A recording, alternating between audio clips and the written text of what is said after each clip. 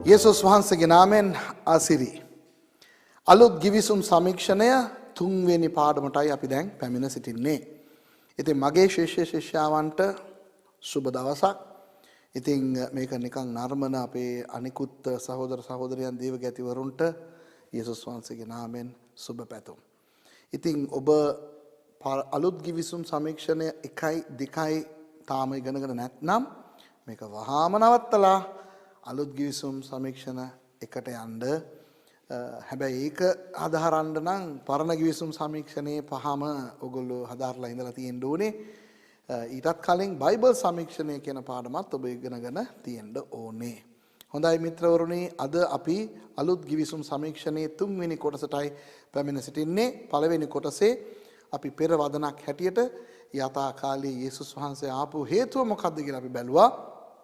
ඒ වගේම දෙවෙනි පාඩමේ අපි කොටස් දෙකක් බැලුවා. පළවෙනි කොටස සුභාරංචි පොත් 4, දෙවෙනි කොටස ඓතිහාසික පොත නැමැති ක්‍රියාපොත අපි බැලුවා. දැන් මේ තුන්වෙනි පාඩමේ අපි අඩිය තියන්නේ පාවුල් තුමාගේ යැවුම් පත්‍ර 14 ගැන බලන්න. දැන් පාවුල් තුමාගේ යැවුම් පත්‍ර කියලා කියනකොට ලියුම්. ඔහු ලියපු ලියුම්. හැබැයි මෙහෙමනේ, දැන් පාවුල් තුමා අපෝස්තලවරයෙක්. ඉතින් ඔහු මේ සභාවන්ට ලියනකොට, පුද්ගලයන්ට ලියනකොට ඒ ලියුම් අපි දේව වචනය කියලා ගන්න පුළුවන්ද කියන ප්‍රශ්නේ එනවා.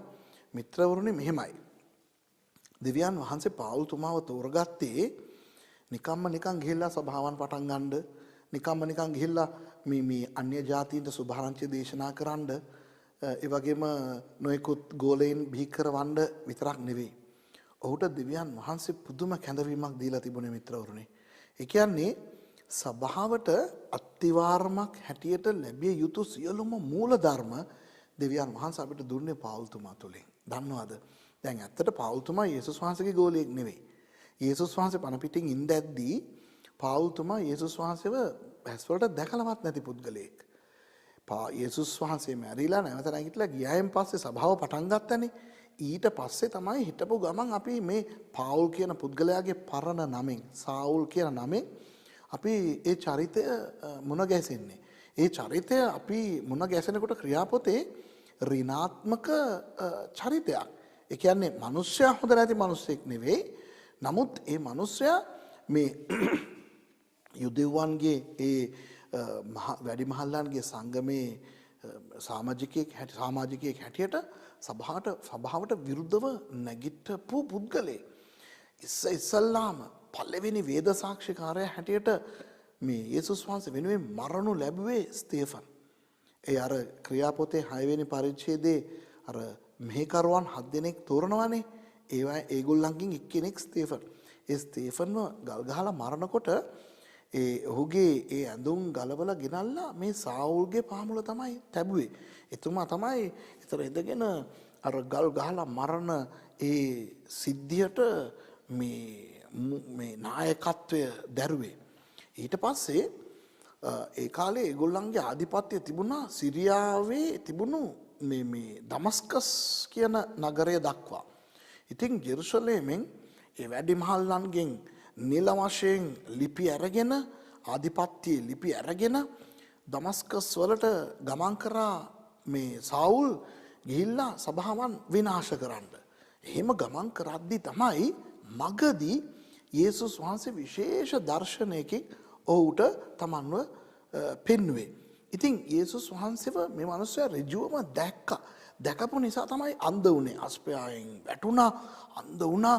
ඊට පස්සේ යේසුස් වහන්සේ කතා කරලා ඇහුවා, මේ උඹ මේ කාට විරුද්ධවද මේ වැඩ කරන්නේ? කටු ගහට පයින් ගහන එක හරි අමාරුයි කියලා. එතකොට මේ මිනිස්සයා අහනවා, කවුද ඔබ වහන්සේ? ඔබ පීඩා කරන යේසුස් වහන්සේ මමයි කියලා යේසුස් වහන්සේ කිව්වේ. එකෙන් මේ මිනිස්සයාට පැහැදුනා, අඩි මම මේ ඇත්තට සභාවක් මං පීඩා කරනවා, නමුත් ඇත්තට මේ යේසුස් කියන පුද්ගලයාවයි මම මේ පීඩා කරන්න කියලා. ඒ මිනිස්සයාගේ ඇදහිල්ල එහෙම් පිටින්ම වෙනස් වුණා. පුදුමාකාර ගැලවීමක් මිත්‍රවරුනි. මම නම් හිතන්නේ ඉවැනි ස්පර්ශයක් ඒ මිනිස්සයාට නොලැබුණා නම් ඒ මිනිස්සයා ගැලවීමට එන්නෙම නැහැ.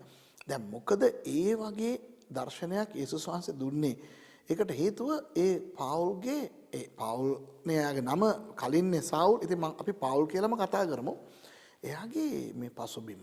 දැන් පාවුල්තුමාගේ යවුම් පත්‍ර 14 අපි බලනවා නම් පාවුල්තුමා ගැන දැනගෙන ඉන්න ඉබේ. දැන් බයිබලයේම තියෙනවා පාවුල්තුමා තර්ෂීස් කියන තැනලු ඉපදුනේ. තර්ෂීස් දෙකක් තිබුණා. එකක් ස්පානියාවේ තිබුණා තර්ෂීස් කියලා. මතකද මේ යෝනා පරණ කිවිසුමේ යෝපා වලට ගිහින් තර්ෂීස් වලට යන්න නැව් නැග්ගා. ඒක එකක්. තව තර්ෂීස් කියලා එකක් තිබුණා මේ මධ්‍ය ධර්ම මුහුදේ මේ උතුරු කෙළවර සිරියාවේ ඒ රටේ එක තැනක්.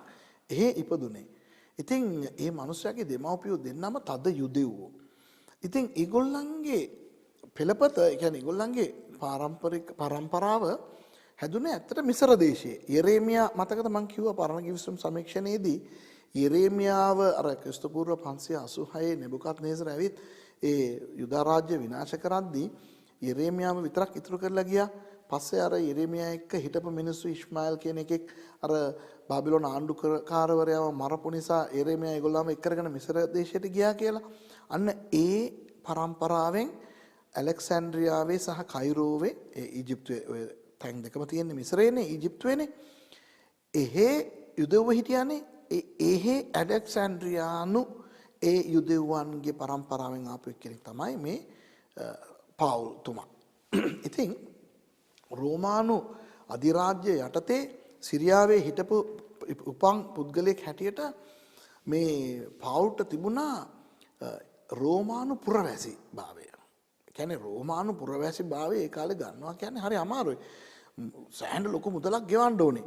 ඒ කියන්නේ රෝමානු අධිරාජ්‍ය තමයි හැම රටක්ම පාලනය කරේ. නමුත් ඒ රෝමානුවරු පාලනය කරන ඒ රටවැසියන්ට පුරවැසි භාවය ලේසියෙන් දෙන්නේ නැහැ. දෙන්නේ ඒගොල්ලෝ සෑහෙන සුදුසුකම් මින් යුක්තව ඉගෙනගෙන ඉන්න ඕනේ. දැන් රෝමානු පුරවැසියෙක් වෙන්න තියෙන සාමාන්‍ය සුදුසුකම් දෙකක් තුනක් මම කියන්නද? එකක් රෝමානු ප්‍රාන්තය තුළ ඉපදිලා ඉන්න ඕනේ. හොඳේ. ඒ කියන්නේ හොඳ උසස් ධනවත් පවුලක ඉපදිලා ඉන්න ඕනේ. නිකන් ඔය කුලි ගෙවල් වල ඉන්න මිනිසුන්ට දෙන්නේ නැහැ. සින්නක්කර ඉඩම් කඩම් තියෙන සමාජයේ ඉහළ මට්ටමේ ඉන්න පවුලක ඉපදෙන්න ඕනේ. ඉතින් ඒ නිසා එතනින් අපි දන්නවා පාවුල්තුමාගේ පවුල එසේ මෙසේ පවුලක් නෙවෙයි ලොකු අපි සරල සිංහලෙන් කියනවා නම් හයිපයි පවුලක් කියලා. දෙවෙනුව ඒ පුද්ගලයා හොඳ අධ්‍යාපනයක් ලැබලා තියෙන්න ඕනේ ලතීන් භාෂාවෙන්. මොකද ලතීන්නේ මේ රෝමානුවන්ගේ භාෂාව. හරිද? රෝමානු පුරවැසි භාවය ගන්න ලතීන් භාෂාව ඉගෙනගෙන තියෙන්න ඕනේ. අධ්‍යාපනය ලබන්නේ ග්‍රීක් වලින්නේ. මොකද මං කිව්වනේ එවකට ග්‍රීක් ජාත්‍යන්තර භාෂාව කියලා. ඉතින් අද කාලේ අර ඉංග්‍රීසි දැනුම තියෙනවා නම් ඒ අයව පොඩ්ඩක් එහෙල තබල බලනවානේ. ඒ වගේ ග්‍රීක් නිකම්ම අධ්‍යාපනය ඔක්කොම ග්‍රීක්. ඒ කියන්නේ ඒ කාලේ මිත්‍රවරුනි වෛද්‍ය පාසලකට ගිහිල්ලා ඉගෙන ගත්තත් මේ මොකද්ද මේ ලෝ නීති අංශයේ ගිහිල්ලා ඉගෙන ගත්තත් එන්ජිනියරු ධූරය ඉගෙන ගත්තත් ඒ ඔක්කොම උගන්වන්නේ ග්‍රීක් වලින්. හරිද? ඔය අද එංගලන්තෙට ගිහිල්ලා ඔක්ස්ෆෝඩ් කේම්බ්‍රිජ් ඊට පස්සේ ඇමරිකාවේ හාවර්ඩ් ගිහිල්ලා ඉගෙන ගන්නකොට ඔක්කොම මේ ඉංග්‍රීසියෙන් ඉගෙන ගන්න එපා. ඒ වගේ ඒ කාලේ විශ්වවිද්‍යාල අධ්‍යාපනයක් හා සමාන අධ්‍යාපනයක් ගන්නවා නම් ග්‍රීක් තියෙන්න ඕනේ. ඊට අමතරව රෝමානු පුරවැසි භාවය ගන්න නම් ලතීනුත් දැනගෙන ඉන්න ඕනේ. ඉතින් රෝමානු පුරවැසියෙක් කියලා අපි පවුල්ව දන්න නිසා අපි දන්නවා එතුමාට ග්‍රීක් සහ ලතීන් භාෂා දෙක හොඳටම දන්නවා කියලා. විතරක් නෙවෙයි අවස්ථාවක ඔහු කතා කරලා කියද්දී මේ ක්‍රියාපොතේ ඔහු කියනවා මම හෙබ්‍රෙව්වන්ගෙන් හෙබ්‍රෙව්වරයෙක් කියලා. I am a Hebrew of a Hebrew. ඒ කියන්නේ ශුද්ධ යුදෙව්ලේ. සමහර ලාට යුදෙව්වෝ එහෙම මිශ්‍ර වුණ අවස්ථා තියෙනවානේ. දැන් බලන්න ඇත්තට අපි යේසුස් වහන්සේගේ පෙළපතම ගමුකෝ. මතකද අරහේ බෝවස් කියන පුද්ගලයා අපි දන්නවනේ රූත්ව බැන්දේ. බෝවස්ගේ අම්මා රාහබ්නේ. රාහබ් ඊශ්‍රායල් කාන්තාවක්ම නෙවෙයි. පස්සේ එයා ජෙරිකෝවේ හිටපු එක්කෙනෙක්. මතකනේ මේ මේ මොකද සල්මෝන් කියන පුද්ගලයාව රාහබ් විවාහ වුණ නිසා යුදෙව්වියක් වුණා. එතකොට බෝවාස්ගේ අම්මා අර කෙලින්ම යුදෙව් නෙවෙයිනේ. ඒ වගේම බෝවාස් රූත්වනේ බැන්දේ. රුත් මොබ්වරයක්නේ. ඉතින් ඒ දෙන්නගේ පුතා ඕබේද් මේ ශුද්ධ යුදෙව් මවකගේ සහ ශුද්ධ යුදෙව් තාත්තෙකුගේ දරුවා නෙවෙයිනේ. ඒ වගේ සමහර තැන්වල ඔය වගේ ඒවා වෙලා තියෙනවානේ. දැන් පවුල් කියනවා එයාගේ පෙළපත එයා හෙබ්‍රෙව්වන්ගෙන් හෙබ්‍රෙව්වෙක් කියලා කියනකොට එයාගේ යුදෙව් ඒ පරම්පරාවට අන්‍ය ජාතින් ගෑවිලාවත් නැහැ කියන අදහස තමයි උතන දක්වන්නේ. එතකොට රෝමානු පුරවැසියෙක් හැටියට එතුමාට ග්‍රීක් දන්නවා, ලතින් දන්නවා, හෙබ්‍රෙව්වන්ගෙන් හෙබ්‍රෙව් හැටියට ශුද්ධ හෙබ්‍රෙව් දන්නවා. අනික යේසුස් වහන්සේගේ කාලේ සහ ඔය අලුත් ගිවිසුම් කාලේ යුදෙව්වන් පවා කතා කරේ ඇරමික් භාෂාව. පවුල්තුමා ඇරමික් භාෂාවෙන් තමයි ගොඩක් දේශනා කරේ. ඉතින් ඔහුට ඇරමික් භාෂාවක් දන්නවා. ඇලෙක්සැන්ඩ්‍රියාවේ හැදුන එක්කෙනෙක් හැටියට ඊජිප්තුවේ තිබුණු ඒ භාෂාවක් දන්නවා.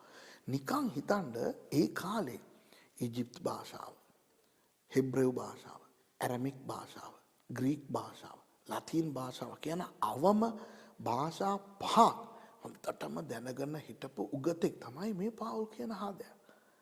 නිකන් එසේ මෙසේ බඩුවක් නෙවෙයි. එතුමා ඊළඟට කියනවා මං ගමාලියල්ගේ ගෝලියෙක් කියලා. ගමාලියල් කියන්නේ ඒ කාලේ හිටපු මේ පුතුම මේ බුද්ධිමතෙක්. ඉතින් ඒ ගමාලියල් කියන ඒ තනි පුද්ගලයා ළඟ ඉගෙන ගන්න හැම කෙනාටම ප්‍රස්තාව ලැබෙන්නේ හරි අමාරුයි. එයා එක්කෙනෙක්ව අරගෙන එයාට උගන්වලා එයාව හොඳ උගතෙක් කරලා තමයි ඊළඟ තව එක්කෙනෙක්ව ගන්න. ඉතින් පාවුල්තුමා ගමාලියල් ගාව ඉගෙන ගත්තා කියනකොට ආයේ නිකන් අර අද කාලේ ඔක්ස්ෆෝඩ් ඩිග්‍රී එකක් PhD එකක් අරගෙන ආවා වගේ. එතකොට මිත්‍රෝනේ අපිට කියන්න පුළුවන් අලුත් ගිවිසුමේ උගත්ම පුද්ගලයා. හරිද? ඒ විතරක් නෙවෙයි ධනවත් පුද්ගලයා. මොකද තර්ෂීස් වල ඉපදුනේ ඇලෙක්සැන්ඩ්‍රියානු පරම්පරාව. එයා සැන්හෙඩ්‍රියන් කවුන්සිල් කියන ඒ ලොකු වැඩිමහල්ලන්ගේ සංගමේ හිටියා. ඉතින් එතුමා මේ හොඳ ධනවතෙක් නිසා තමයි රෝමානු අධිරාජ්‍යයට ගෙවන්න ඕන මුදල ගෙවලා පුරවැසිභාවය එහෙම අරගෙන හිටියේ. ඉතින් නිකන් එසේ මෙසේ මිනිස්සෙක් නම් නෙවෙයි. ඉතින් අපිට ඔහුගේ හැඩරුව ගැන අපිට ලාවට බලන්න පුළුවන්. පොඩ්ඩක් කොට මිනිස්සේ ශරීරයේ සමහර දුර්වලතාවයන් තියෙන්නේ නැති. හැබැයි එතුමා එක අවස්ථාවක කියනවා මට සාතන්ගේ දූතයෙක් ඉන්නවා මගේ මාංශයේ කටුවක් තියෙනවා කියලා. ඉතින් බයිබල් විශාරදවරු තර්ක කරගෙන ඉන්න ඔය මාංශයේ කටුව මොකක්ද කියලා බොහෝ අය මගෙන් අහනවා පාස්ටර් පාවුල්තුමාගේ කටුව මොකක්ද කියලා. මම දන්නේ බයිබලිනුත් ඒක හොයාගන්න බෑ. එක එක අදහස් කියනවා. ඉතින් ඒවා අපි විශ්වාස කරන්න බෑනේ. කෙසේ නමුත් ඒක ඔහුගේ ශාරීරයේ තිබුණු දුර්වලතාවයක් වෙන්න ඇති. මොකද මාංශයේ කටුවක් කියලා කියන්නේ 3 සැරයක් යේසුස් වහන්සේට කිව්වලු ස්වාමීනි මේක මගෙන් අයින් කරන්න. මොකද මේක මාව කොටන මට දෂ්ට කරන සාතන්ගේ දූතෙක් වගේ තියෙන්නේ කියලා. ඉතින් යේසුස් වහන්සේ කියනවා මේ උඹට මගේ අනුග්‍රහය ඇති. උඹේ දුර්වලතාවකමේ මගේ බලය පෙනෙයි කියලා. ඉතින් යේසුස් වහන්සේ ඒක මොනවට කිව්වද මන්දා. නමුත් මම පෞද්ගලිකව අරන් තියන්නේ මගෙත් ඒ වගේ තියෙනවා. මොකද අද දෙවියන් වහන්සේ මාවත් යම් මට්ටමට පාවිච්චි කරනවා. මන් තුලින් බොහෝ ආයත ආශිර්වාද ලැබෙනවා කියලා ඒගොල්ලෝ කියනකොට අර මටත් අර අලි උළු වෙන්න chance තියෙනවා. අපි මිනිස්සුනේ. ඉතින් ඒ වගේ වෙලාවක අර මගේ ශාරීරික දුර්වලතාවයන් ටිකක් තියෙනවා. මානසික දුර්වලතාවයන් ටිකක් තියෙනවා. ඉතින් ඒවා තියෙන නිසා අර අලි ඔළුව පෙන්වන්න බැරුව තියෙන එක හොඳයි සමහර වෙලාවට. ඉතින් මිනිස්සු කියනවා අනේ පාස්ටර් හරි නිහතමානී ඔයා හරි යටහත් අරම මේවා කියලා. ඉතින් අර මන් දන්නේ ඒක ඇත්තද බොරුද කියලා. හැබැයි ඉස්සර නම් මම බක පඬිතෙක් එක මම හොඳටම දන්නවා. ඒ කාලේ මම ටීවී එකේ හිටපු කාලේ එහෙම මිනිස්සු ආශ්‍රය කරන්නේ. මම හිතන්නේ දෙවියන් වහන්සේ අපිව වෙනස් කරනව නේද වචනේ අපි තුල යනකොට අර අපි සුළු වෙන්නයි අර යොහන් බෞතිස්ත කියනවා වගේ ස්වාමීන් අපි සුළු වෙන්නයි ඔබ වහන්සේ වැඩි වෙන්නයි ඕනේ කියලා. ඉතින් අර මම නම් පෞද්ගලිකව මම පිළිගන්නේ නැහැ. මම නිහතමානී මම යටහත් කියලා මම පිළිගන්නේ නැහැ. මොකද මට තරහ යන අවස්ථාවල මම කියන දේවල් බලනකොට මට හිතෙනවා අයිසි උඹද නිහතමානී කියලා. සමහරලාට සමහරු මගෙත් එක්ක තර්ක කරනකොට සමහරලාට මම කියන මේ මගෙත් එක්ක වගේ යන්න එන්න එපා කියලා කියන අවස්ථා මට තියෙනවා. සැහැඬ දුර්වල පුද්ගලෙක් මම මේ ටීවී එකේ මාව බලලා YouTube එකේ බලලා ඕගොල්ලෝ ස්ක්‍රීන් එකේ දකින චරිතය නෙමෙයි මගේ නියම චරිතය. මගේ නියම චරිතය දැනගන්න ඕන නම් මගෙත් එක්ක ජීවත් වෙන මිනිස්සුන්ගෙන් අහන්න ඕනේ. ඒ වුණාට අර ශාරීරික දුර්වලතාවයන් ටිකක් දෙවනවාස මට අනුමත කරලා තියෙනවා. සමහර වෙලාවට මම අර දෙවනවාස ගොඩාක් මාව පාවිච්චි කරලා අර ප්‍රීතියෙන් එනකොට ඒ ප්‍රීතිය මමත්වයේ හැටියට එහෙම නැත්නම් ආඩම්බරයක් හැටියට හැරෙන්න බැරුව අරක ටක් ගාලා මතක් වෙනකොට අයියෝ මම මොනවත් නෙවෙයිනේ කියන தത്വෙටපත් වෙනවා. මං හිතන්නේ ඒ වගේ දෙයක් වෙන්න ඇති ඔය පාවුල්ට දෙවියන් වහන්සේ අනුමත කරලා තිබුණේ. එතනින් එහාට අපි හොයන්න නරකයි. අපි දන්නේ නැහැ මේ පුද්ගලයාගේ මොනවද ඒ දුර්වලතාවය කියලා. දැන් තවත් ප්‍රශ්නයක් තමයි පාවුල් ගැන අපි කතා කරනකොට ඔහු විවාහක පුද්ගලයෙක්ද අවිවාහක පුද්ගලයෙක්ද කියන තර්කය. දැන් 1 කොරින්ති 7 වෙනි පරිච්ඡේදයේ විවාහය පිළිබඳව කොරින්තිවරුන්ට කතා කරනකොට පෞල්තුමා කියනවා නොබැඳ ඉන්න අය කසාද බඳින්න නැතුව ඉන්න අය මං වගේ ඉන්න කියලා. අදහස් කරන්නේ නොබැඳ ඉන්න කියලා. ඒතොර එතනින් අපිට තේරෙනවා මේ මිනිසයා බැඳපු නැති පුද්ගලයෙක් වගේ කතා කරනවා කියලා. හැබැයි ඒකම අපි 1 කොරින්ති 9ට ගියාම එතෙන්දි පොඩි ප්‍රශ්නයක් අපිට එනවා. මේ පෞල්තුමා ඒගොල්ලන්ට කියනවා අයිසේ මේ මටයි බාර්නබස්ටයි අපේ භාර්යාවන් එක් කරගෙන යන්න බැරිද? මේ ස්වාමීන් වහන්සේගේ සහෝදරයෝ, ඒ කියන්නේ යාකෝබ්, යූදා, ඒගොල්ලෝ, කේෆස්, ඒ කියන්නේ පේත්‍රුස්, ඒගොල්ලන්ට තමන්ගේ භාර්යාවන් අරගෙන සේවයට යන්න පුළුවන් නම් මටයි බාර්නබස්ටයි අපේ භාර්යාවන් අරගෙන, ඒ කියන්නේ භාර්යාවක් වෙන සහෝදරියක්. ඒ කියන්නේ මට භාර්යාව කියන්නේ ඔබට සහෝදරිය. ඒ අදහසෙන් භාර්යාවක් වෙන සහෝදරියක් එක් කරගෙන මට සේවයට යන්න බැරිද කියලා ඔහු අහනවා. ඒතකොට එතනින් අපිට හිතා ගන්න වෙනවා මේ මනුස්සයාට භාර්යාවක් ඉන්නවා කියලා. 7 වෙනි පරිච්ඡේදයේ බලනකොට භාර්යාවක් නැහැ. 9 වෙනි පරිච්ඡේදයේ භාර්යාවක් ඉන්නවා. මොකද්ද මේකේ තීරම? ඉතින් ඔය ගැන මම පොඩ්ඩක් හොයලා බැලුවා. මිත්‍රෝනේ හොඳට අහගන්න. පාවුල්තුමා සැන්හිඩ්‍රියන් කවුන්සිල් කියන ඒ යුදෙව් වැඩිමහලන්ගේ සංගමේ හිටියනේ සමාජිකයෙක් හැටියට. ඒකෙන්නේ ඔහුගේ ආධිපත්‍යය තිබුණේ ස්තේෆන්ව මරණ වෙලාවේ දමස්කස් යන වෙලාවේ එහෙම. ඒ සංගමයට සමාජිකයෙක් වෙන්න නම් ඔහුට හෙබ්‍රේව භාෂාව දැනගෙන ඉන්න ඕනේ. අවුරුදු 40න් ඉහළ කෙනෙක් වෙන්න ඕනේ. පරිසිවරයෙක් වෙන්න ඕනේ. පරිසිවරු සදුසිවරු හැදුනේ බබිලෝන් වලදීනේ. ඉතින් ඒ පරම්පරාවේ පරිසිවරයෙක් වෙන්න ඕනේ. ඒ වගේම මෙයා කසාද බැඳලා ඉන්න ඕනේ. ඒ පදනම් උඩ තමා ඕකේ මේ සමාජිකයෙක් වෙන්න පුළුවන් වන්නේ. එතෙන්දී අපි 100%ක් මේක මම නිකන් හිතලා කියනවා නෙවෙයි, මේ දල වශයෙන් කියනවා නෙවෙයි, ස්ථිරවම මම කියන්නේ ඒකේ මේ මිනිස්සයා සමාජිකයෙක් හැටියට හිටපු නිසා මේ මිනිස්සයා අනිවාර්යයෙන්ම කසාද බැඳපු මිනිස්සෙක්. හොඳේ. හැබැයි අපි දන්නේ නැහැ 1 කොරින්ති 7 ගැන කතා කරනකොට මං වගේ ඉන්න කියලා කියද්දි භාර්යාවක් නැහැ. ඒ නිසා සමහර බයිබල් විශාරදවරු හිතනවා මා ඇතුළු. මමත් එහෙම හිතන්නේ මෙයාට භාර්යාව ඉන්න ඇති මේ පළවෙනි මිෂනාරි ගමනේ යනකොට උනත් භාර්යාව එක් කරගෙන ගිහින් ඇති. පස්සේ භාර්යාව මැරිලා ඇති. මොකද බයිබලයට අනුව භාර්යාව මැරුණාම ඒ ස්වාමි පුරුෂයා මේ බැඳපු නැති මිනිසෙක් වගේපත් වෙනවා. ඒ කියන්නේ යුදෙව් සංස්කෘතිය කියලා එකක් තියෙනවානේ. ඒ යුදෙව් සංස්කෘතිය අනුව මිත්‍රෝනේ හොඳට අහගන්න ස්වාමි පුරුෂයා මැරුණා නම් ඒ කාන්තාව වැන්දබුවක් වෙන්නේ. බැඳපු නැති එක්කෙනෙක් වගේ ගෑනු කෙනාව සලකන්නේ යුදෙව් සංස්කෘතියේ. හැබැයි පිරිමි එයාට භාර්යාව මැරුණා නම් අර වැන්දබු පුරුෂයෙක් හැටියට ගණන් ගන්න බැඳපු නැති එක්කෙනෙක් වගේ තමයි ගණන් ගන්නෙ. ඉතින් ඒ නිසා මා ඇතුළු සමහර බයිබල් විශාරදවරු විශ්වාස කරනවා මේ මිනිස්යාට භාර්යාව ඉන්න ඇති අර පළවෙනි මිෂනාරි ගමන ගිහින් එනකන් ඊට පස්සේ ඒ භාර්යාව මැරිලා ඇති. ඉතින් දෙවෙනි සැරේට මේ මිනිස්යා බැඳලා නැතුව ඇති. ඒ නිසා අර භාර්යාවත් එක්ක යනකොට මේ කොරින්තිවරු අනම්මනම් කතා කරපු එකට ඇයි මට බැරිද කරන්න, ඇයි මට විතරද බැරි අනිත් උන්ට පුළුවන්ද කියන තර්කය 9 වෙනි පරිච්ඡේදයේ කතා කරනවා. හැබැයි අර බැඳපු නැති අයට ඔයගොල්ලෝ බැඳලා නැත්තම් මං වගේ ඉන්නකෝ ෂේප්නේ කියලා කියනවා වගේ අදහසක් 7 වෙනි පරිච්ඡේදයේ ගන්න පුළුවන්. ඒ නිසා ඔබ මගේ ශිෂ්‍ය ශිෂ්‍යාවන් හැටියට ඔබ දැනගන්න ඕනේ පවුල් වරක් බැඳපු මිනිස්සෙක් හැටියට හිටියා එච්චරයි. ඉතින් මොකද සමහර මිනිස්සු මෙහෙම කියනවානේ පවුල් බැඳලා නැති නිසා දෙවනස් මාව කසාද බඳින්න නැතුව ජීවත් වෙන්න කැඳෙව්වා කියලා. ඉතින් මේකයි ඉතින් සමහරු කියනවා නම් ඒගොල්ලන්ට කසාද බඳින්න නැතුව සේවය කරන්න දෙවනස් කැඳෙව්වා කියලා. ඉතින් ඒගොල්ලෝ කසාද බඳින්න නැතුව ඉන්න පුළුවන් නම් හිටපු දෙයක්. ඒක ප්‍රශ්නයක් නැහැ. නමුත් පාවුල්තුමා බැන්දේ නෑ කියන තර්කයක් ඉදිරිපත් කරමින් ඒ නිසා මම පාවුල්තුමා වගේ එන්න හදනවා කියන එක කොරින්ති 7න් උපුටාගෙන අපි ඒව පාවිච්චි කරන එක දේව ධර්මානුකූලව ඒක එච්චර සුදුසු නෑ.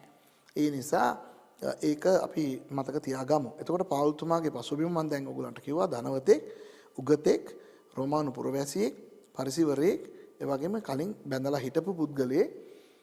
ඒ වගේ ඒ මිනිස්යාගේ දැනුම අත්දැකීම ශුද්ධාත්මයන් වහන්සේ පාවිච්චි කරා සභාවට මූල ධර්ම ලබා දෙන්න. මොකද නිකම් මේ මිනිස්යාට පරණ කිවිසුම හොඳටම දන්නවා.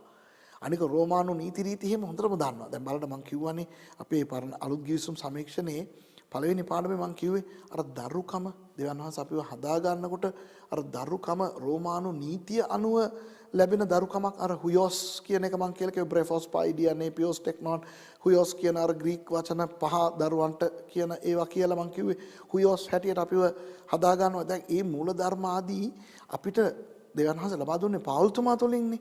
ඉතින් පාවුල්තුමා හොඳටම දැනගෙන හිටියා රෝමානු නීති රීති. ඒ නිසා ශුද්ධාත්මයන් වහන්සේට ලේසි වුණා මේ දේවල් දන්න මේ මිනිස්සයා ලවා මේ මූල ධර්ම අපිට ලබා දෙන්න. දැන් පාවුල්තුමාගේ දැනුම දැන් මෙහෙමයි. දැන් දෙවියන් වහන්සේට පුළුවන් කිසිම දෙයක් දන්නේ නැති පුද්ගලයන්ට එලිදරව් දීලා ලියවන්න. මතකද පරණ කිවිසුම් සමීක්ෂණේ අපි බැලුවේ මෝසෙස්ට මොනවද දන්නේ? කොහොමද දෙවියන් වහන්සේ ලෝකෙම ඇව්වේ කියලා. කෙලින්ම අර උත්පත්ති පොතේ තියෙන දේවල් සේරම ශුද්ධාත්මයන් වහන්සේට පුළුවන්කම තිබුණා මෝසෙස්ට එලිදරව් කරලා ලියවන්න. ඒ නිසා ශුද්ධාත්මයන් වහන්සේ සර්ව බලධාරී. උන්වහන්සේ කාව වුණත් අරගෙන ඒ පුද්ගලයා තුලින් මූලධර්ම දෙන්න උන්වහන්සේට පුළුවන්. නමුත් මම අත්දැකීමෙනුයි බයිබලෙනුයි මම දකින්නේ යම් යම් අයගේ අධ්‍යාපන අත්දැකීම් අරගෙන හිටන් ශුද්ධාත්මයන් වහන්සේ ඒවත් පාවිච්චි කරනවා උන්වහන්සේගේ වචනය එලි දක්වන්න. අපි ලූක් පොත ගැන බලනකොට බලන්න යේසුස් වහන්සේ ඇත්තටම මිනිස්සෙක් හැටියට ආවා. උන්වහන්සේ තුල අර මනුෂ්‍ය හැඟීම් නහර ස්නායු ඒවා තිබ්බා. උන්වහන්සේට මනුෂ්‍ය හැඟීම් තිබුණා කියලා කතා ඒක ප්‍රකාශ කරන්න දෙවියන් වහන්සේ වෛද්‍යවරයෙක්ව තෝරගත්තා. මොකද වෛද්‍යවරයා දන්නවා එතකොට තමුන් මොනවද මේ කතා කරන්න කියලා. ඒතර වෛද්‍යවරයෙක් තවත් වෛද්‍යවරයෙකුට ලියන ඒ ලිපිය හරහා ඒකට දේවානුභාවය දීලා යේසුස් වහන්සේගේ මනුෂ්‍යත්වය පෙන්වුම් කරා. ඒ වගේ බයිබලයේ දිගටම අපිට බලන්න පුළුවන් සමහර වෙලාවට උන්වහන්සේ අපිට දෙන අත්දැකීම් අධ්‍යාපන අපේ තලන්ත හැකියා ආදී දේවල් උන්වහන්සේ පාවිච්චි කරලා උන්වහන්සේ අයව පාවිච්චි කරනවා. දැන් ඇත්තට මම ඉස්සර ටෙලිවිෂන් එකේ මම රූපවාහිනියේ ගායනා කරපු ගායකයෙක් වාදකයෙක්. ඒ වගේ මම කැමරාවට බය නැහැ. ඒ කියන්නේ ඒ කැමරාවට මම බය නැති උනේ වයස 17 දී. ඒක එතකොට මම දෙවියන් වහන්සේ වෙනුවෙන් කතා කරේ නෑ. මං සින්දු කිව්වේ. එතකොට කැමරාව ටීවී ස්ටේෂන් එකට ගිහිල්ලා කැමරා ඉස්සරහා හිටගෙන කතා කරන්න නැත්තම් සින්දු කියන්න නැත්තම් එක එක වැඩසටහන වලට සහභාගී වෙන්න මට ලැබිච්ච ඒ හුරු පුරුදුව අද දෙවියන් වහන්සේ පාවිච්චි කරනවා. මම දෙවියන් වහන්සේ මේ වගේ කැමරාවක මම කතා කරනකොට අර අත්දැකීම් දෙවියන් වහන්සේ පාවිච්චි කරනවා. ඒ කියන්නේ එහෙම ගියා නම් තමයි දෙවියන් වහන්සේට පාවිච්චි කරන්න පුළුවන් කියන එක නෙවෙයි මං කියන්නේ. ජීවිතේට කැමරාවක් ඉස්සරහා හිටගත්තේ නැති එක්කෙනෙක්ව පවා ඒ කැමරාව ඉස්සරහා හිටවලා දෙවියන් වහන්සේ පාවිච්චි කරවන්න පුළුවන්.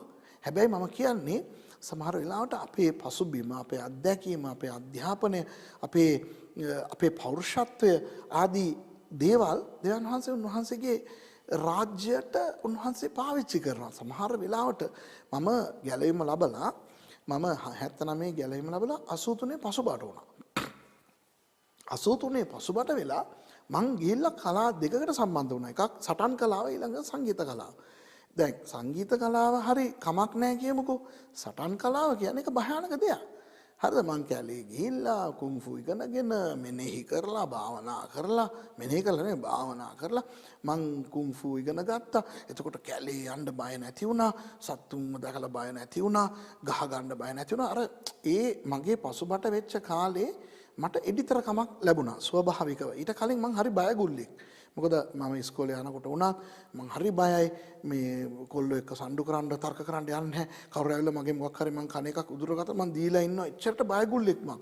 හැබැයි ඒ අර පසුබට වෙච්ච කාලේ මං අර කැලේ ගිහිල්ලා සටන් කලාව ඉගෙන ගන්න අවදියේ මට ඒ ඔක්කොම නැති වෙලා කලවරට බය වෙන ඒවා නැති වෙලා සත්තුන්ට බය වෙන ඒවා නැති වෙලා ඒවා වුණා. හැබැයි ඊට පස්සේ 86 මම දේව සේවයට ආවයින් පස්සේ අර පසුබට වෙච්ච කාලේ මට ලැබුණු ඒ එඩිතරකම දෙවියන් වහන්සේ මට පාවිච්චි කරා එඩිතරව සිංහල දන්නේ නැති දෙමළ මිනිස්සෙක් හැටියට සිංහල ගම්මාන වලට ගිහිල්ලා කැඩිච්ච සිංහලෙන් යේසුස් වහන්සේ ගැන කතා කරලා දේශනා කරන්න දෙවියන් වහන්සේ මට ප්‍රස්තාව ලබා දුන්නා. මට මතකයි 86 මට සිංහල බෑ. මගේ සිංහල කැඩිච්ච සිංහල මගේ යාළුවෙක් හිටියා නිහල් කියලා. ඒ නිහල් කියලා කියන්න දන්නේ නියල් කියලා කියන මට හයන්නේ නැහැ. ඉතින් මම නාවුල ගිහිල්ලා අර දඹුල්ල මාතලේ පාරේ නාවුල කියලා බස් ස්ටෑන්ඩ් එකක් තියෙනවා. ඒ කාලේ 86 ලොකු ගස් තුනක් තිබ්බා. ඒ ගහක් යට මං ගිහිල්ලා මගේ බ්‍රීෆ් කේස් එක ඇරලා තියලා කුප්පි වල පස් අරව වැලි අරව මේවා කොල එහෙම පුරවලා තියලා මගේ අතේ තිබුණා ලවුඩ් ස්පීකර් එක කියාගෙන ඔල්ලුවේ කික්කුම යම්බිරිස්සව උන්න එන්න බෙත් තියනවා එච්චරයි මට කියන්න දන්නේ. කියපුවම මිනිස්සු ඉතින් ඒ කාලේ ඉතින් අර චූටි අර කැරවැන් වෑන් නැත්තම් සීටිබි බස්ම එනකන් ඉන්න ඕනේ මිනිස්සු. ඉතින් මේ වගේ එක කැල බෙහෙත් වර්ග විකුණනවා කියලා මිනිස්සු රොක් වුණාම එයාට මම පත්‍රිකා ටික බෙදනවා. සමහරවිට මුන් මාව එලවන අඩෝ දෙමලා උඹ කියලා එලවනකොට මම අරවත් උස්සගෙන මම දුවනවා. ඉතින් මම එහෙම දුවනකොට මම ඉස්සර අර සටන් කලාවේ යෙදුන පුද්ගලයෙක් හැටියට අර මාව පන්නන අයට වඩා වේගෙන් පැනගෙන කාණු පහු කරගෙන බේරෙන්න පුළුවන්කම තිබුණා. ඒ වගේ අර මේ සිංහල අය ඒ කියන්නේ ඒ කාලේ ඔයගොල්ලෝ දන්නවනේ 86 නේ 83 කලබල ඉවර වෙලා අවුරුදු 3යි. තාම එතකොට අර දෙමළ සිංහල මේවා තිබුණු කාලේ. අනික නාවුල උල්පත් මඩවල කියන්නේ තන්නේ කර සිංහල ගම්මාන. ඒ පළාත් වලට ගිහිල්ලා එකක් මම දෙමළෙක්. දෙවෙනි එක මං ක්‍රිස්තියානි දෙවියන් ගැන කතා කරන්නේ. කොහොම තියෙයිද? ඉතින් අර එඩිටර්කම මට ලැබුණේ මං පසුබට වෙලා ගිය ඒ කාලේ මගේ එඩිටර්කමක් මට ලෝකයෙන් ලැබුණ එක. ඒ කියන්නේ දෙවියන් වහන්සේ මම කියන්නේ දෙවියන් වහන්සේ මාව පසුබට කරවලා සටන් කලාවට යොමු කරා කියලා. නෑ. ඒක මගේ තෙලට මං කරගත් එකක්. නමුත් ඒ වගේ දේවල් පවා දෙවියන් වහන්සේ උන්වහන්සේගේ යහපතට පාවිච්චි කරන්න උන්වහන්සේට බලය තියෙනවා. තේරෙනවද? දැන් පෞල්තුමා ගැනනේ අපි කතා කරන්නේ. එතකොට පෞල්තුමාගේ අත්දැකීම, අධ්‍යාපනය, ඔහුගේ පසුබිම, ඔහුගේ සෑම දේවල්, දන්න රින හැම දෙයක්ම දෙවියන් වහන්සේ පාවිච්චි කරලා ලස්සනට අපිට මූල ධර්ම ලබලා දීලා තියෙනවා. මිත්‍රවරුනි, ක්‍රිස්තියානි මූල ධර්ම සියල්ල අපිට ලබා දුන්නේ පෞල්තුමා. මතක තියාගන්න. ඔව් පේත්‍රුස් ළගෙන් යාකෝබ් ළගෙන් අපි එක එක ඒවා අරගෙන තියනවා නැතුව නෙවෙයි. හැබැයි අද ක්‍රිස්තියානි සභාවේ සියලු මූල ධර්ම අපිට ලබලා දීලා තියෙන්නේ පෞල්තුමා තුලින්. ඒ නිසා අපි දැන් පෞල්තුමාගේ යවුම් පත්‍ර බලනකොට අපි බලන්න යන්නේ ඉතා වැදගත්ම කොටසක් අපේ ජීවිතයට ගොඩාක් වටිනා දේවල්. හොඳේ. එතකොට මේ මෙතුමා ලියුම් හැටියට යවුම් පත්‍ර හැටියට යවනවා උනාට මේ බයිබලයේ අද අඩංගු වෙලා තියෙන මේ පොත් 14 ශුද්ධාත්මයන් වහන්සේගේ දේවානුභාවයෙන් පෞල්තුමා ලියපුවා. නිකන් ලියපුවා නෙවෙයි. සභාවන් 7කට ලියනවා. හරි? සභාවන් 7කට යවුම් පත්‍ර 9ක් ලියනවා. ඒකට හේතුව කොරින්ති වල තිබුණු සභාවටයි තෙසලෝනික වල තියෙන සභාවන් වටයි යවුම් පත්‍ර දෙක යවනවා. අනිත් ඒවාට එක එක. හරිද? එතකොට යවුම් පත්‍ර 9ක් පෞල්තුමා යවන්නේ සභාවන් 7කට. ඉතින් ඒ යවුම් පත්‍ර වලට අපි නම දීලා තියෙන්නේ ලබන්නගේ නම්. රෝමේ තිබුණු සභාවට නම් ඒකට කියන්නේ අපි රෝම පුත. කොරින්ත වල තියෙන සභාව නම් ඒකට කියන්නේ අපි කොරින්ත පුත. ගලාති වල තිබෙන සභාව නම් ගලාති පුත. ඒ වගේ. ඊගාවට එතුමා පුද්ගලයන් 3 දෙනෙකුට ලියුම් යවනවා. හරිද? තිමොතියස් කියන පුද්ගලයෙකුට යවුම් පත්‍ර 2ක් යවනවා. තීතස් කියන පුද්ගලයෙකුට යවුම් පත්‍රයක් යවනවා. ඊගාවට පිලේමෝන් කියන පුද්ගලයෙකුට එක යවුම් පත්‍රයක් යවනවා. ඊට පස්සේ ඔහුගේ 14 වෙනි මේ යවුම් පත්‍රයේ හැටියට ක්‍රිස්තියානි යුදෙව්වන්ට විසිරී ගිය ක්‍රිස්තියානි යුදෙව්වන්ට හෙබ්‍රෙව් වරුන්ට කියලා එකක් ලියනවා. ඒක තමයි හෙබ්‍රෙව් පොත. හොඳයි, එහෙමනම් අපි මිත්‍රවරුනි දැන් ඔය එකින් එක අපි මේ පොත් 14 අපි සරලව බලන්න යනවා. ඉතින් නැවත මතක් කරලා දෙන්නම්, මේක අලුත් ගිවිසුම් සමීක්ෂණයේ 3 වෙනි කොටසයි. අපි අද බලන්න යන්නේ පෞල්තුමාගේ යවුම් පත්‍ර 14. එහෙනම් ඒ 14 අපි ඉස්සෙල්ලා කියලා ඉමුද පිළිවෙලට? රෝම පොත, 1 කොරින්ති, 2 කොරින්ති, ගලාති, එපීස, පිලිපි, කොලෝසි, 1 තෙසලෝනික, 2 තෙසලෝනික, 1 තිමෝති, 2 තිමෝති, තීතස්, පිලේමෝන් සහ හෙබ්‍රෙව්. දැන් ඔය එක එක බලමු. ඉතින් අපේ විද්‍යාලයේ මේ ඉගෙන ගන්න ශිෂ්‍ය ශිෂ්‍යාවන් බයිබල් පොත් ටික හරි විදියට මේ විදිහට කියන්න පුළුවන්කම ඔයගලන්ට තියෙන්න ඕනේ. දැන් ඉතින් අපි පොත් 66ම අපි කොටස් වලට කඩලා පරණ ගිවිසුමේ කොටස් 5 අලුත් ගිවිසුමේ කොටස් 5 කියලා දීලා තියෙනවානේ. ඉතින් ඔයගලන්ට ලේසි වෙන්න ඕනේ මේවා කටපාඩම් කරලා මේවා තියාගන්න. හොඳයි. ඔන්න පළවෙනි පොත. රෝම පොත. රෝම පොත පරිච්ඡේද 16ක් තියෙනවා. ඕක අපි කොටස් දෙකට බෙදනවා. පළවෙනි පරිච්ඡේදය සිට 11 වෙනි පරිච්ඡේදය දක්වා වූ පරිච්ඡේද 11 තනි කර මූල ධර්ම 12 13 14 15 16 ඔය පහ ප්‍රායෝගික. හරි අපි ඉංග්‍රීසියෙන් කියනවා නම් ඔය සටහන් ලියන කට්ටිය ලියා ගන්න පළවෙනි පරිච්ඡේද 11 ඩොක්ට්‍රිනල් නැත්නම් ඩොක්ට්‍රයිනල් ඉගැන්වීම් මූල ධර්ම 12 සිට 16 දක්වා වූ පරිච්ඡේද 5 ප්‍රැක්ටිකල් ප්‍රායෝගික. හරිද? ඉතින් මොනවද මේ මූල ධර්ම කාටද වෙයි ලියන්නේ? රෝමයේ තිබුණු සභාවට. රෝමය කියන්නේ මොන වගේ නගරයක්ද පාවුල්ලගේ කාලේ? රෝමය කියන්නේ නිකන් අගනුවරක් නෙවෙයි මුළු ලෝකෙටම අගනුවරක්. ඇයි? රෝමවරුන් මේ කාලේ මුළු ලෝකෙම පාලනය කරේ. ඉන්දියාව පවා රෝමානුවරුන්ගේ පාලනය යටතේ තිබුණේ. හරි? අද වර්තමාන එංගලන්තය කියලා කියන මහා බ්‍රිතාන්‍ය ප්‍රදේශ ඒවත් රෝමානු පාලනය යටතේ තිබුණේ. රෝමානුවරු ඒ කාලේ පාලනය කරපු නැති තැනක් නැහැ. ඉතින් මුළු ලෝකෙම පාලනය කරපු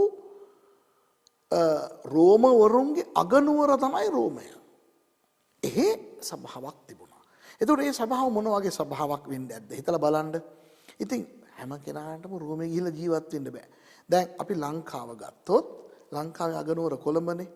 ඉතින් අර කොළඹ ජීවත් වෙන මිනිස්සුන්ට කියලා ඒ අයටම ආවේනික ජීවන රටාවක් කතාබහ කිරිල්ලක් තියනවා දැකලා තියනවාද? ඒකට අපි නුවර ඉන්න අය කියන්නේ හයිපයිටෝ කියලා. හරිද? කොළඹ පාර්ට් දාන එක ඒගොල්ලෝ කොළඹ ජීවත් වෙනවා කියන්නේ ඒගොල්ලෝ නගර වල ජීවත් වෙන නගර වැසියන් ඒගොල්ලන්ගේ පඩි වැඩි ඒගොල්ලන්ගේ අත්දැකීම් වැඩි පිටරට මිනිස්සු ඇවිල්ලා යනවා ඒගොල්ලන්ගේ වරාය තියනවා ලොකු උස බිල්ඩින් ගොඩ නැගිලි තියනවා ලොකු පාරවල් තියනවා පාරවල් වල හන්දි වල ලයිට් තියනවා හරිද හොඳ මිල අධික යාන වාහන තියනවා ලොකු ගෙවල් තියනවා අර කොළඹ කියලා කියද්දි ඉතින් කොළඹ ඉතින් ඒගොල්ලෝ නුවර හම්බන්තොට ওই පැත්තේ ඉන්න මිනිස්සු දිහා බලනකොට නිකන් බලන්නේ ඕගොල්ලෝ නිකන් ඈත කට්ටිය කියලා.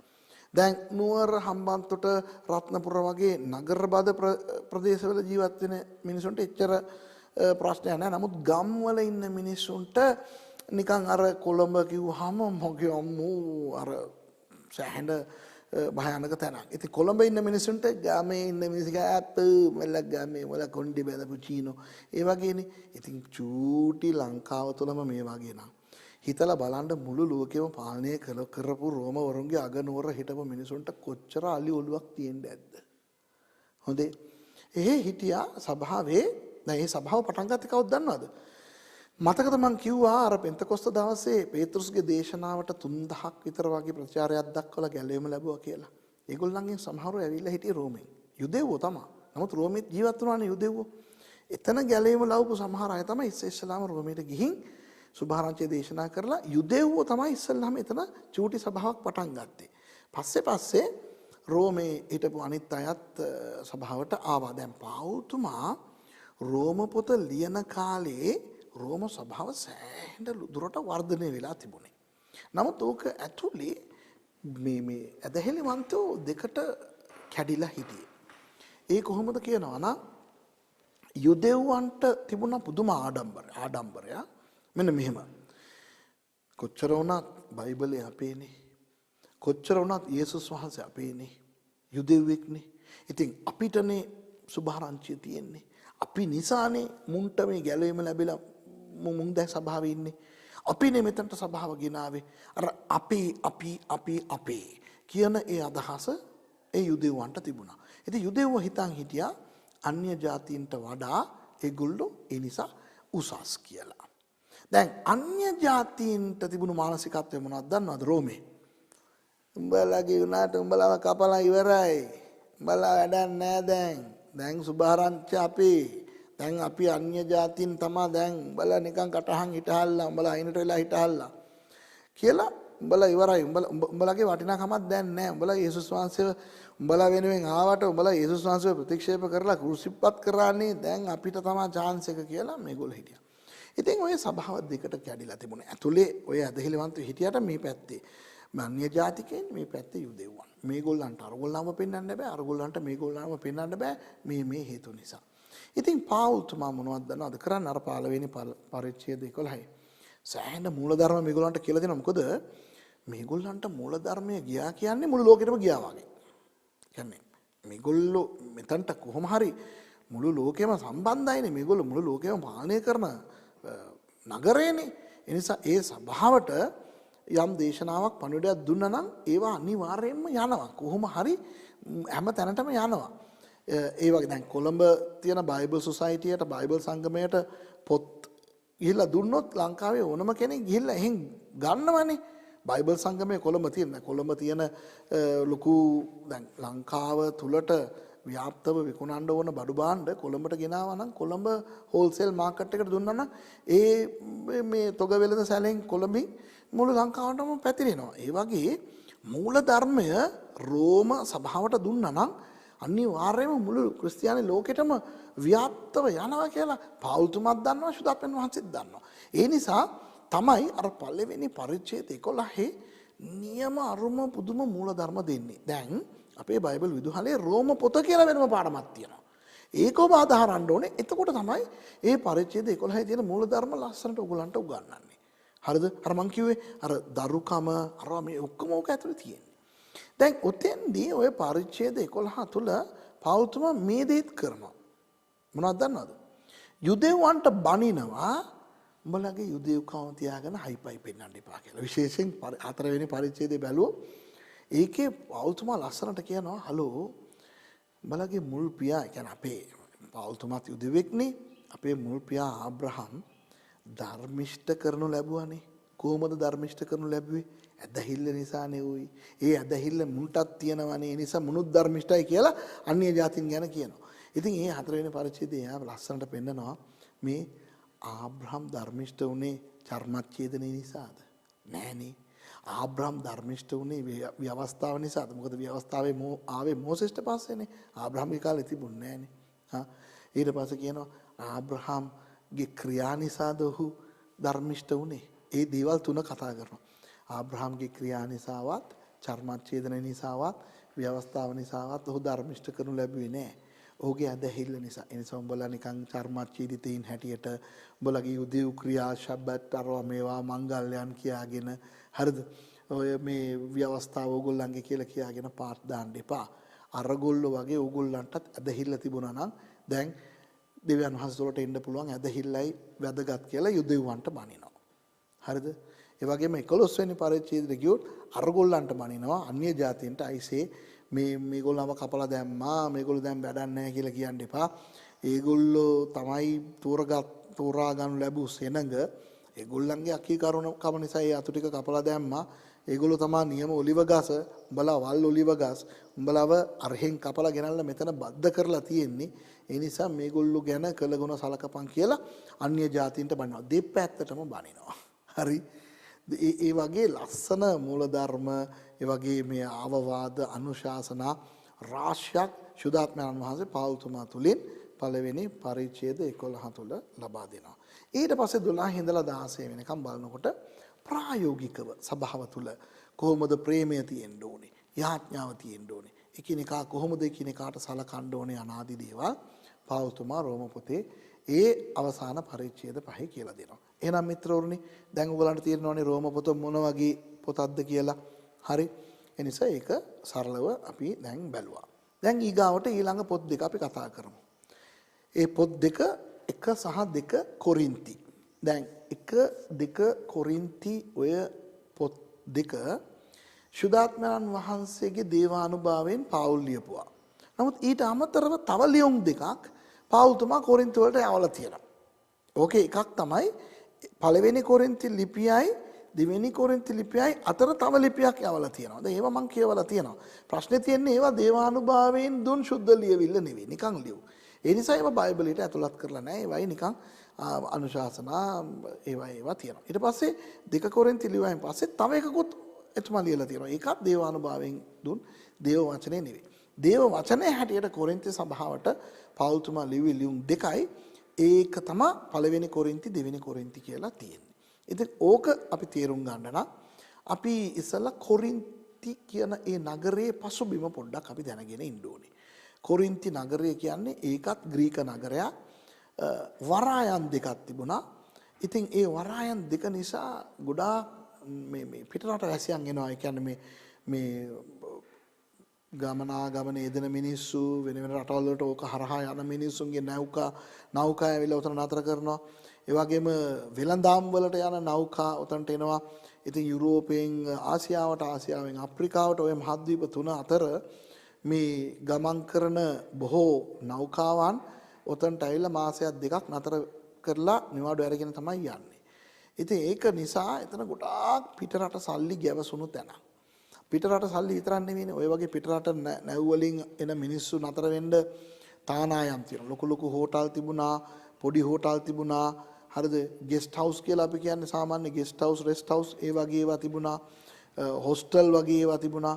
සමහර මේ වියලි කාලේ නෙවෙයි. අර සමහර නෞකා ගොඩක් එන කාලේ මේ සෑහෙන සෙනඟක් ආපුවාම ඔය හෝටල්, ගෙස්ට් හවුස් අරන් මේ ඔක්කොම පිරීලා යන නිසා මිනිස්සුන්ට නතර වෙන්න තැන් නැති වෙනවා. ඒ වගේ මිනිස්සුන්ට අඩු ගානේ කූඩාරම් විකුණන ව්‍යාපාරයක් කොරින්ති වල තිබුණා. හරිද? කූඩාරම් හදලා ඒවා විකුණන. එතකොට ඒ කූඩාරම් අරගෙන ගිහිල්ලා ඔය තනිතලාවේ කොහේ හරි ගිහිල්ලා ඒ කූඩාරම හයි කරගෙන ඒකේ ඉන්න පුළුවන්. ඒ නිසා කූඩාරම් ව්‍යාපාරය කොරින්ති වල තිබුණා. වෙන කොහෙවත් තිබුණේ නැහැ. ඒකයි අපි දකින්නේ ඇක්විල්ලා ප්‍රිසිල්ලා කියන යුවල කොරින්ති වල ගිහිල්ලා සේවය කරද්දී පාවුල්තුමත් ඒගොල්ලෝ එක්ක ගිහිල්ලා වැඩ කරානේ මාස 18ක්.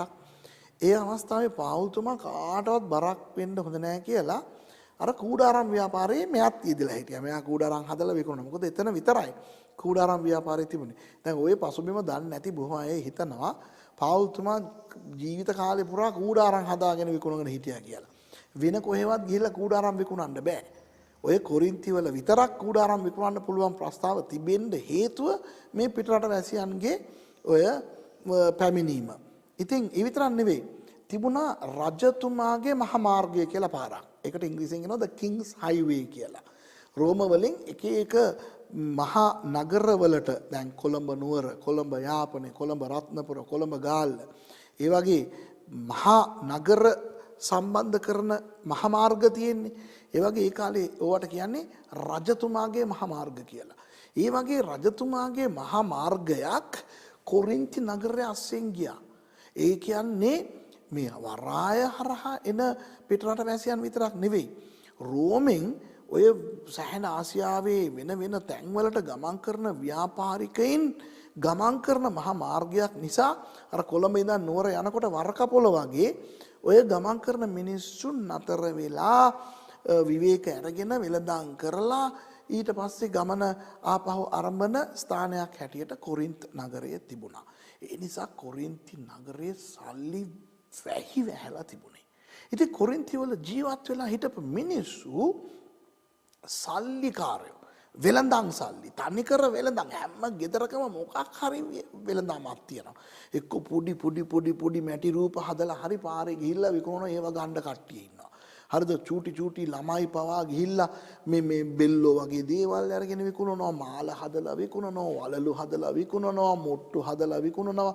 එක ඕන දෙයක් විකුණ ගන්න පුළුවන්. මොකද හැම වෙලෙම පිට රට වැසියන් ගැවසෙන ප්‍රදේශයක්. ඒ නිසා එහෙ මේ දරුවෝ ඉස්කෝලේ යන්න ඒගොල්ලන්ට අවශ්‍ය නැහැ. ඉස්කෝලේ ගියේ නැහැ. ඒ අයගේ අර සමාජයේ කිසිම මේ විනයක් තිබුණේ නැහැ. සංස්කෘතියක් රැකගන්න බෑනේ. මොකද හැම වෙලේම පිට රට මිනිස්සු එක රටවල් වලින් ඇවිල්ලා යන තැනක් නම් එතන කිසිම අර සංස්කෘතියක් කියලා එකක් ඒ කොරින්ති වලටම කියලා ආවේනිකව සංස්කෘතියක් ඒගොල්ලන්ට ඇති කරගන්න බැරි තත්වයක් තිබුණේ. ඉතින් අර නියම ටුවරිස්ට් ප්ලේස් එකක්. ඒ නිසා ගණිකා වෘත්තියත් සෑහෙන දුරට තිබුණ තැනක් තමයි ওই කොරින්ත. දකින තැන ගණිකාව. පාරේ හිටන් ඉන්නවා, හෝටල් වල හිටන් ඉන්නවා. මේ හයි ක්ලාස් ගණිකාව ඉඳන් රුපියල් 10 කෑලි පවා පාරේ අයින හිටගෙන ඉන්නවා මහ ජරා පාපයෙන් පිරිච්ච තැන. හරිද? අනික දැන් හැම රටකින්ම හැම එකම එනවනේ. ඉතින් එහි සමලිංගික සේවනය තිබුණා, පොඩි ළමයින්ව දූෂණය කරන ඒවා තිබුණා. අමු ජරා නගරය සල්ලි ඕන තරම් වැහි වැහැලා තිබුණෝ. හැබැයි ජරාවල් වලින් පිරිච්ච නගරයක් තමයි කොරින්ත් නගරය. කොරින්ත් කියන ඒ නගරයට හරියට කිලෝමීටර් 8ක් දකුණේ 75ක් දකුණේ හරිද? තිබුණා ඇක්‍රෝ කොරින්ත් කියලා පොඩි උස් තැනක්. ඒ කන්දක් තිබුණා. ඒ කන්දේ තිබුණා බාබිලෝන් දේවතාවකගේ මේ දේවාලයක්. ඇෆ්‍රොඩිටස් කියන දේවතාවගේ මේ දේවාලයක්. ඉතින් ඒ අයගේ විශ්වාසය මොනවද දන්නවද? ඒ දේවතාව තමයි මේගොල්ලන්ට මේ සඵලත්වය දීලා තියෙන්නේ. ඒකයි මෙහි සල්ලි කන්දරාවක් තියෙන්නේ මේ කොරින්ත් වල කියලා. ඉතින් ඒ දේවතාව පිනවන්න ඒ දේවතාවගේ ඒ දේවාලේ ගණිකාවෝ 10ක් මේ ඉන්නවා. එතකොට කොරින්ත් වල ගණිකාවෝ ඉන්නවා මදුවට මේ ඇෆ්‍රොඩිටස් දේවාලෙටත් ඇවිල්ලා මිනිස්සු මේ වගේ ගණිකා වෘත්තිය යෙදෙනවා. මොකද 10ක් ඉන්නවා එහි. ඉතින් එච්චරට මේ කියන්නේ ජරාම තැන. ඉතින් ඒ ගණිකාව සමහරලාට ඔය පිටරට වලින් එන නැව් වලින් එන ඔය එවුන් එක සමහරලාට යනවා යන්න.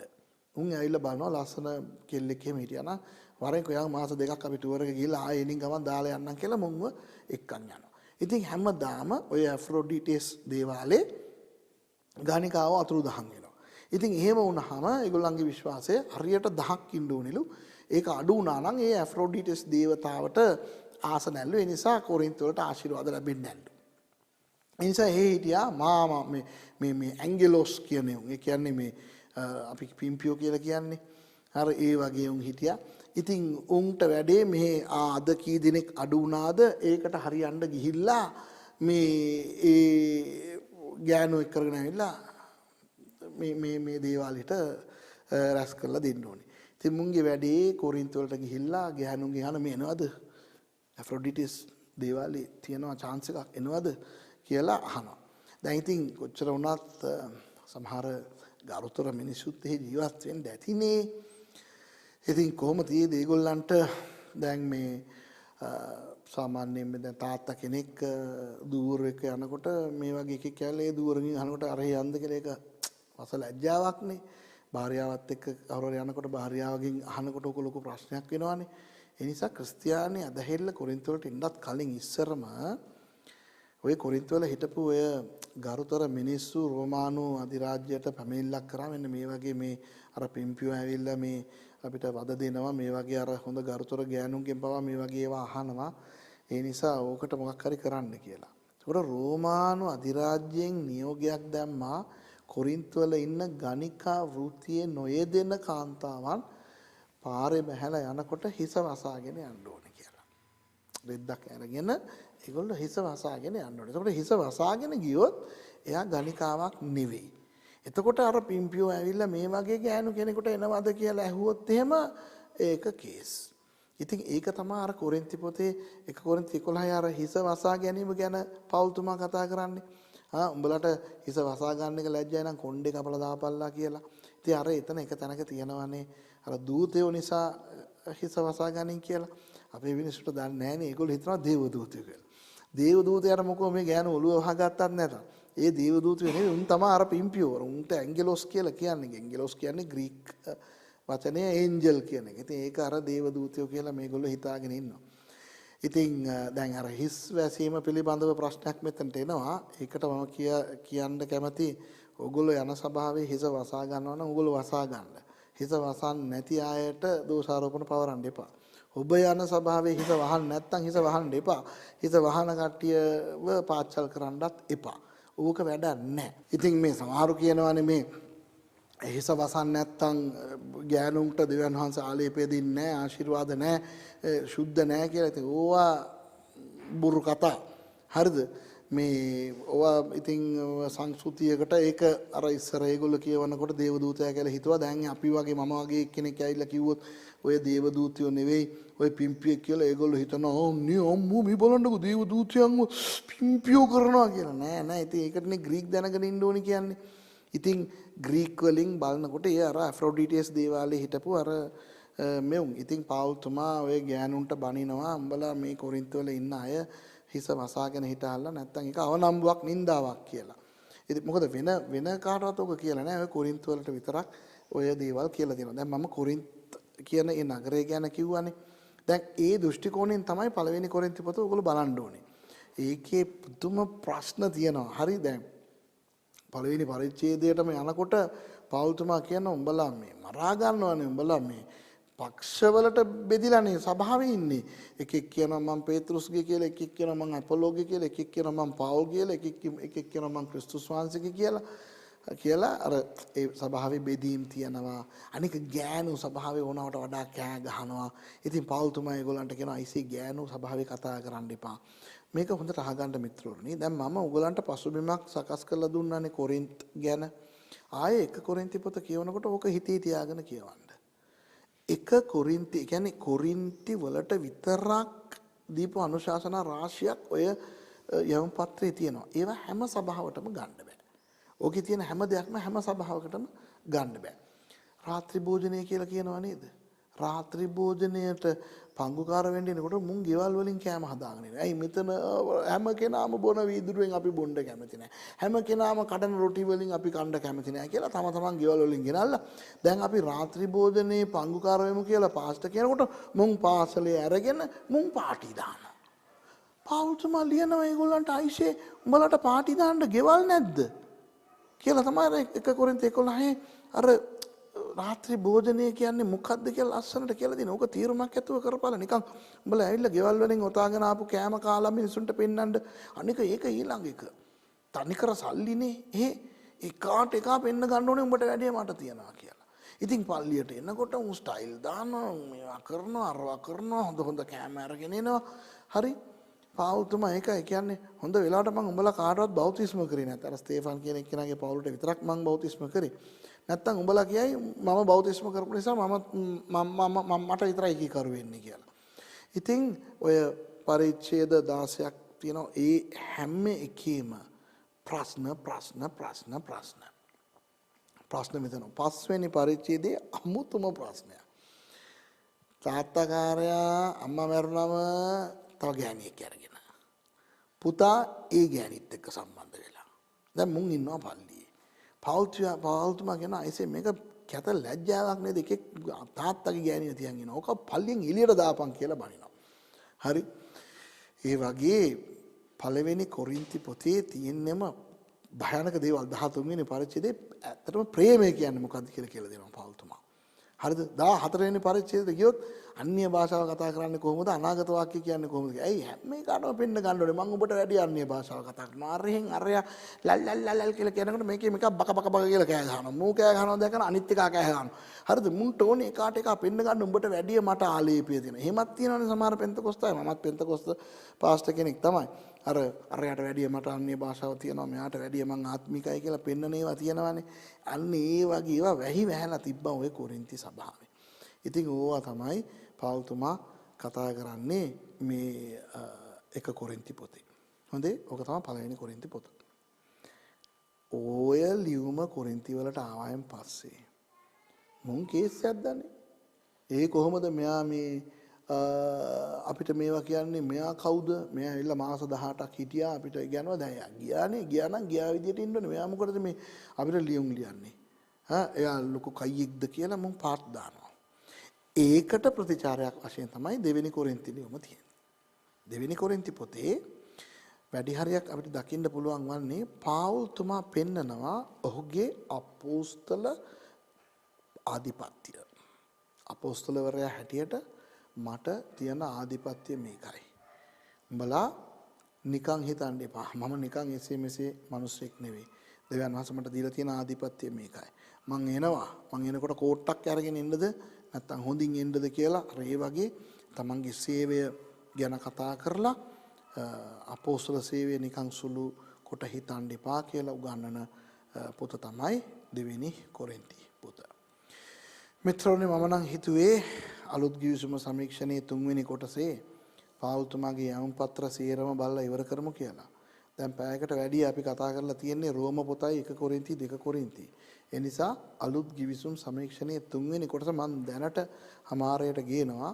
හතරවෙනි කොටසේ ගලාති පොතේ ඉඳලා අපි පටන් අරගෙන යමු. එහෙනම් සටහන් ටික ලෑස්ති කරගන්න, ලියා ගන්න, හොඳට ඉගෙන ගන්න. ඊළඟ පාඩමේ ගලාති පොතත් සමග ඔබව මම හම්බෙන්නම්.